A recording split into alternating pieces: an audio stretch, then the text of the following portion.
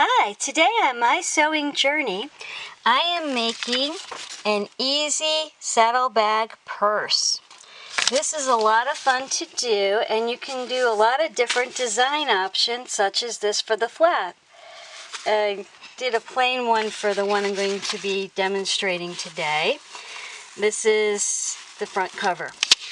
Now what I did was I took a plate and I traced it, and then because I like to do everything on the fold, that way both sides come out looking exactly the same. I folded that, and then I took off some of the top so it would be more like the shape that I wanted. Always remember to put the seam allowance in. Nothing's worse than making a pattern and forgetting your seam allowance and it coming out too small. So always remember to put the seam allowance in. This first piece, you're going to cut 6 of them, and that would be the flap and the back of the flap so you don't have rough edges, the front of the bag, the back of the bag, and the lining front and back. Now, if you're not into linings and you think that's like a little too much for you, you don't have to do a lining. It really isn't necessary if you don't want to go that extra distance. Then I decided I wanted a pocket right here. So I measured down, and again, remember the seam allowance, and I created a line here for the pocket, and I cut that out. Now, what you're going to do is you're going to sew your pocket on to the front of your bag, because that makes it a little easier and not shifting around while you're trying to sew this together. Next is the side wall of it, and I like to do everything on the fold again, so this is just the fold. That's why it looks so small.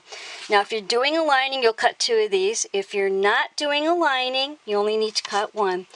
And then you'll sew all the way around, right sides together. And then you sew your back on all the way around, right sides together. Next, you do your flap,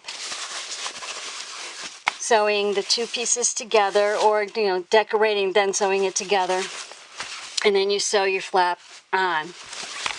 And you will do the same for your lining. Now, this lining, I did put, I don't know if you can see in there, a pocket in there for my latch key to find it, and for little objects that I wanted to put in, like a mirror. And that you would do, again, before you sew the side wall onto that, you're going to sew the pocket on next. Then you put the 2 of them together. You put your lining fabric in, and then you put your zipper on. Now, that's optional. If you wanted to use Velcro, because zippers are not fun for you to do, you could use Velcro. Then next, the little side that holds the purse on, the little tabs. Now, you don't have to do tabs. You could just sew the strap right on. But I had decided I wanted to do tabs, and I used a square piece of hardware, which you don't have to do if that's a little above your skill level, or you just don't like that at all.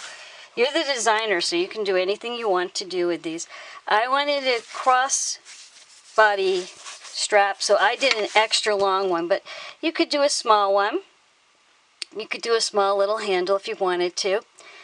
And you could pick the width that you want. You don't have to pick the small width. You can do a wide width one, or a really tiny spaghetti strap style one. You're the designer, you get to pick. I hope you like this idea. Please like and subscribe. Thank you for joining me, and happy sewing!